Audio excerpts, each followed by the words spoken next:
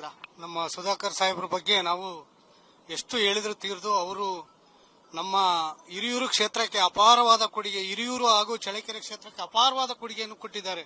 ಅಪಾರವಾದ ಕೊಡುಗೆ ಅಂದ್ರೆ ಅತ್ಯುತ್ತಮವಾದ ಎಲ್ಲಾ ತರಹದ ಕೊಡುಗೆಗಳನ್ನು ಬಹಳ ಅಪಾರವಾಗಿ ಕೊಟ್ಟಿದ್ದಾರೆ. ಅವರಂತ ಧೀಮಂತ ನಾಯಕ, ಬಹಳ ಅತ್ಯುತ್ತಮವಾದ ನಾಯಕ. ಅವ್ರನ್ನ ಕಳ್ಕೊಂಡು ನಾವು ತುಂಬಾ ದುಃಖ ತಪ್ತರಾಗಿದ್ದೀವಿ.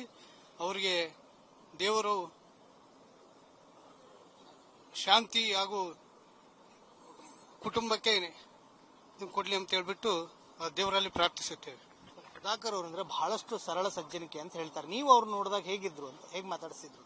ಸರ್ ಆಲ್ಮೋಸ್ಟ್ ಆಲ್ ಸುಧಾಕರ್ನೇ ಸರಳ ಅವ್ರ ಹೆಸರು ಹೊಸಿಸ. ಅದಕ್ಕೆ ಏನಪ್ಪಾ ಅಂದ್ರೆ ಒಂದು ಜಳಕೆರೆ ಒಂದು ಆಸ್ತಿ ಕಳ್ಕೊಂಡಾಗಾಯ್ತು ನಾವು ಅಷ್ಟೇ, ಸುಧಾಕರ್ ಕಳ್ಕೊಂಡು. ಬಟ್ ಏನೋ ಸರ್ ಅವ್ರು ಹೋಗಿದ್ದು ನಮ್ಗೆ ಬಹಳ ದುಃಖ. ಸುಧಾಕರ್ ಅವರು ಇದ್ರೆ ಇನ್ನ ಅಪಾರವಾದ ಕೊಡುಗೆ ಇರೋದೇ ನಮ್ಮ ಚಳ್ಳಕೆರೆಗೂ ಹಿರಿಯರಿಗೂ. ಬಟ್ ಅವ್ರಿಲ್ಲ. ಬಟ್ ಅವ್ರ ಕುಟುಂಬಕ್ಕೆ ಶಾಂತಿ ಆಗ್ಬೇಕಂತ ಹೇಳಿ ಕೊಡ್ಕೊಂತ ಸರ್. ಚಿತ್ರದುರ್ಗ ಅಂದ್ರೆ ಬಹಳಷ್ಟು ಹಿಂದುಳಿದ ಏರಿಯಾ ಅಂತ ಹೇಳ್ತಾ ಇರುವಂತದ್ದು. ಭದ್ರಾ ಮೇಲ್ದಂಡೆ ವಿಚಾರದಲ್ಲೂ ಸಾಕಷ್ಟು ಹೋರಾಟವನ್ನ ಮಾಡಿ ಕೆಲಸವನ್ನ ಮಾಡಿದ್ರು. ಅದನ್ನ ಹೇಗೆ ಹೇಳ್ತೀರಾ? ಸರ್ ಆಕ್ಚುಲಿ ಭದ್ರಾ ಮೇಲ್ದಂಡೆ ಬರೋದಕ್ಕೆ ಕಾರಣನೇ ಸುಧಾಕರ್ ಅವರು ಸರ್. ನಮಗೆ ಎಲ್ಲ ಕಾರಣ ಅವರೇನೆ. ಹಂಗಾಗಿ ಎಲ್ಲ ಅಭಿವೃದ್ಧಿ ಏನು ಅಭಿವೃದ್ಧಿ ಕಾರ್ಯಕ್ರಮಗಳಿದಾವೆ ಅದಕ್ಕೆಲ್ಲ ಕಾರಣ ಸುಧಾಕರ್ ಸಾಹೇಬರು ಮತ್ತು ರಘುಮೂರ್ತಿ ಸಾಹೇಬರೆಲ್ಲ ಇದೆ. ಇವತ್ತಿಗೆ ಚಳ್ಳಕೆರೆ ಇಂಪ್ರೂವ್ಮೆಂಟ್ಸ್ ಇದೆ ಅಂತಂದ್ರೆ ಅದಕ್ಕೆ ಕಾರಣನೇ ಸುಧಾಕರ್ ಸಾಹೇಬರು ಪ್ಲಸ್ ರಘುಮೂರ್ತಿ ಸಾಹೇಬರು. ಹಂಗಾಗಿ ಅವ್ರನ್ನ ಕಳ್ಕೊಂಡಿರೋದು ನಮ್ಗೆ ಆಕ್ಚುಲಿ ನಮಗೆ ನಮ್ಮನೆ ಒಬ್ಬ ಮನುಷ್ಯನೇ ಕಳ್ಕೊಂಡಾಗೈತೆ, ಹಿರಿಯ ಮನುಷ್ಯನ ಕಳ್ಕೊಂಡಾಗಿದೆ.